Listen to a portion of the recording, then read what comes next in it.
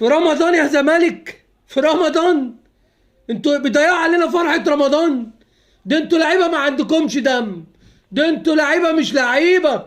تطلعونا من افريقيا وتطلعونا من كاس الرابطة وتطلعونا من كاس مصر وخامس الدوري. حرام عليكم، نلعب في انهي بطولة؟ حد يحجز لنا في دورة رمضانية؟ هي دي منظر فرقة؟ هو الزمالك ده مخلوق عشان يعكنن على جمهوره؟ ارحمونا، حرام عليكم، حرقتوا دمنا، ربنا يحرق دمكم. الواحد بيتفرج وعارفين اللي انتوا هتنكدوا علينا. يا انتوا فريق معمول عشان ينكد على جمهوره، يا انتوا تعبتونا.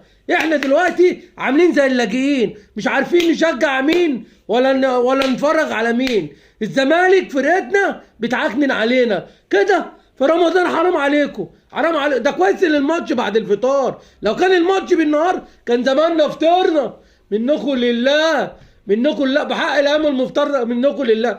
انا مش عارف ليه الواحد اتولد زملكاوي، الواحد اتولد ليه ما كنا نشجع اي فرقه تانية. ايه ده رب، احنا اخترنا الفريق اللي بيحرق دمنا، اخترنا الفريق اللي بيحرق دمنا ويعكنن عليه. مش عارفين نفرح، مش عارفين نفرح يا جدعان.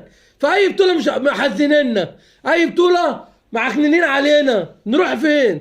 نشجع مين؟ مش لاقيين فرقه نشجعها. اخترنا فرقه النكد اللي في الكون اتخلق عشانها. نادي الزمالك اكتر فريق في العالم بيعكنن على جمهوره. النهارده احنا قبل الماتش واحنا قلقانين بنلاعب فريق اسمه البنك الاهلي، وده اللي قلنا البنك الاهلي يعني في اسمه من اسم الاهلي، واحنا اي فريق بيكون فيه حرف من اسم الاهلي ما بنعرفش نلعبه.